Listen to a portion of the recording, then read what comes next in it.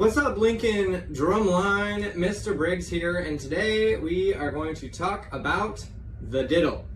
There is some really important foundational grip technique that goes into the diddle. Before you can really work on getting your diddle to have a nice strong double bounce, you have to have your grip in place. So, quick review on grip. The right hand has to be flat, facing downward. If your hand is up, thumb up on top, it makes it really, really difficult to make that diddle happen. So the right hand has to be thumb down, plus sign, gap between the fingers, the back fingers on here, and the stick is coming off that bottom corner right there. That's where you want the grip. So that way the stick is gonna work in the fulcrum, it's gonna stay in place and move up and down, and the back fingers are gonna follow it as you do the diddle.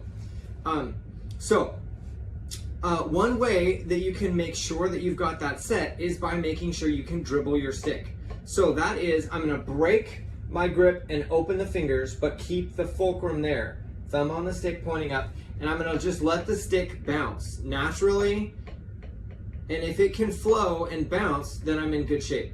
Again, make sure that you're not having your thumb facing up. Your thumb needs to face to the side with the back of your palm facing the ceiling, and then you get that bounce. Once you've got that bounce down, the next step is to start to dribble the stick, to use your opposite hand to really let the stick bounce inside the fulcrum. So I've got a smooth, connected, comfortable grip. It's cuddling the stick, not squeezing it, but with my right hand staying in place, I'm now using my left hand to bounce and dribble that stick, and my right hand is just in place. That is a great place to have the foundation in your right hand to get that to happen. In your left hand, the same thing. Your grip needs to be correct in order for you to have success with that left hand. So to isolate again, the back of the wrist needs to be facing away from you, and you need to have that plus sign on top of the stick. So looking here at the close-up, I see so many students that play left hand with their hand flat like this. It must be rounded in order for you to have the control that you want on the diddle. So that plus sign is going to be on top of the stick. Notice the thumb and first finger are coming across. It is not like this, like a T. It is bent over like a plus sign. So it's really, really important to get that. You can also do the same thing with dribbling the stick, having your left hand open. So if you break your left hand, you just have it right in the thumb pit, and then you can bounce and let the stick naturally bounce up and down first. Once it's bouncing like this and it's fluid and smooth, then, and notice I'm using the turn the doorknob wrist motion. It's not an up and down motion, right? So turn the doorknob and let it bounce. Once you get that, you can go ahead and dribble the stick, where my left hand is steady and constant. The other thing with the left hand that you can do is to play around with the grip spot. Grip it right in the middle and try and dribble the stick. It doesn't really bounce. If you go out to the end, it's just dead and it doesn't bounce at all. When you go to that third point, the grip point on the stick, all of a sudden it gets really bouncy. That's what you want for your diddles. Then you bring the grip back in place with that plus sign on top, and you've got the point where you can control the diddle. The last thing on the left hand is to find the place where you're going to control the diddle stroke. On the right hand, it's natural because it's these back fingers that are naturally bent to squeeze. On the left hand, what you do is set your grip and then lift the tip, and you will feel the pressure on the underside of the index finger and the plus sign. So as you lift here, you feel that pressure on the stick. It is that pressure that is going to control the diddle there. Now let's find that on the right hand. To do this, I want you to grab at the tip of the stick and let the stick flow smoothly, and then you're slowly going to swing and bring that in like this. As soon as you are coming off of the plus sign, which is still there, and you're swinging the stick in like this, it is that back fingers making the stick pop onto your elbow. That's what you want for your right hand to happen. So when learning the diddle, it's important to try and practice slowly and get a sense of that happening. I'm way overdoing it. I'm bouncing and taking my grip way off the stick, and then I'm using these back fingers to pop it back in. Bounce, catch, bounce, catch. Doing that over and over again slowly is going to help you start to develop the control that you need on that diddle stroke. It's sort of like when you start driving, when you merge lanes the first time, oftentimes you either go not far enough and you have to correct, or you go too far and you have to bring it back. That's over or under correcting. The more you merge, the more you know exactly how much you need to turn that wheel to get the car right where you want it. It's the same thing with the diddle. When you start, sometimes you're not going to give it enough on the back finger pull. Sometimes your fingers are going to come way off the stick and you're way too much, but eventually you start to feel to let the stick do the bounce.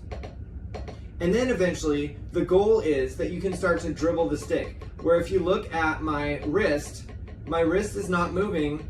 It is the back fingers that is making that stick dribble. So the same thing we were doing here, I'm now doing with my back fingers to make that dribble happen, okay? That's the basis of the diddle. The left hand is similar. You start by just letting it bounce in the grip, and then you start adding the pressure to feel the diddle happen under the plus sign. It is that plus sign that is controlling it. And as you do that more, you can start to get the diddle to be an even controlled double. Now, when you're doing diddles, you need to be aware of intensity and timing. By intensity, it should sound da-da. What we don't want is this. There you go. Where it's da-da, da-da, da-da, da-da. Where the second one is smaller and the first one is bigger. Right? You want it where they're even and they sound the same. Da-da. Da-da is what you want, not da-ga. So make sure that you're adding that energy from the back fingers here and the plus sign here to really get control and sound out of the second stroke. The other one is timing. For timing, we talk about closed and open. A closed diddle would be really close together, closed. An open diddle would be open and far apart. So when you put that in context of timing, a diddle should happen exactly half of the initial stroke. So if this is my initial stroke,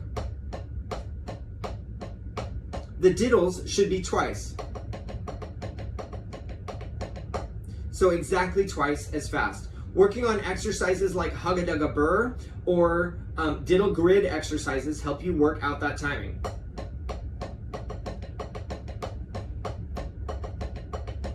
Now I want to show you a non-example. Here's what it would sound like if it was too closed.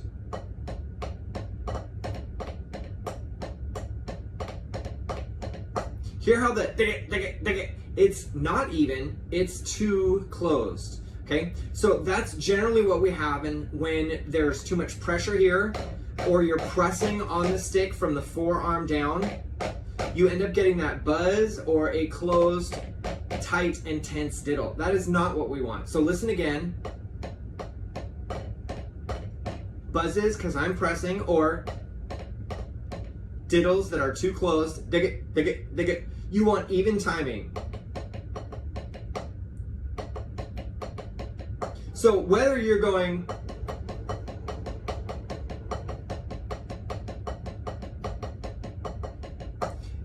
whether you're laying down your 30 seconds or 16ths or diddling on them, it should sound even. So practice your hugga-dugga-burr or diddle grid exercises where you're doing, I'm working to make sure that that diddle is exactly twice of the single. So you want your diddle to be even matched in terms of sound, da-da, and even matched in terms of time, da-da, even in place. Not too open, not too close. One more thing I wanted to add in, and that is how you can cheat on a diddle and how you can know when you're getting it correct. If you're cheating, you will know because your wrist is moving twice. If I went like this, I'm correctly playing the sound of the exercise, but my technique is not correct because you can see that my wrist is moving twice. You want the wrist to move one time only. So it's one motion that gets 2 bounces. Same thing on the left. I can go, you can see that my wrist is moving twice. So I could do, but you can see, I'm moving my wrist twice. That is not a diddle. I call that a cheat diddle because you're making the sound, but the technique is not there. What you want to do to get that technique to be correct is to make sure that it's one stroke that's bouncing twice. So, correct, because the wrist moves once, but you get 2 stick strokes. All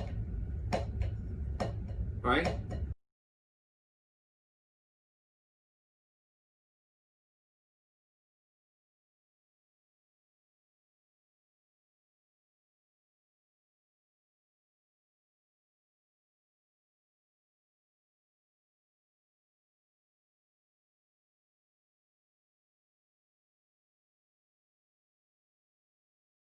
So, make sure that you add that into your technique as well.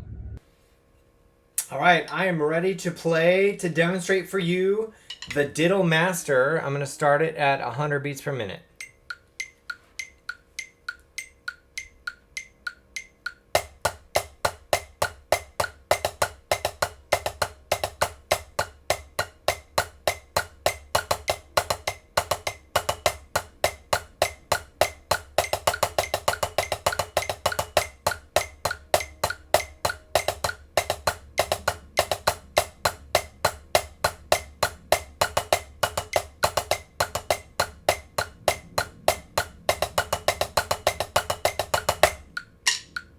All right, now I'm gonna crank it up to 120 and play it again.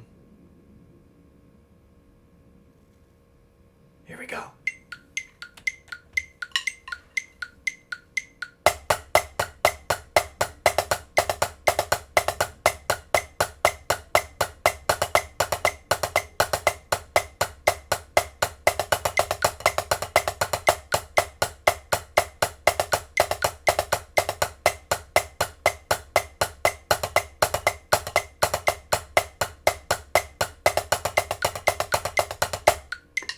There we go. Happy playing.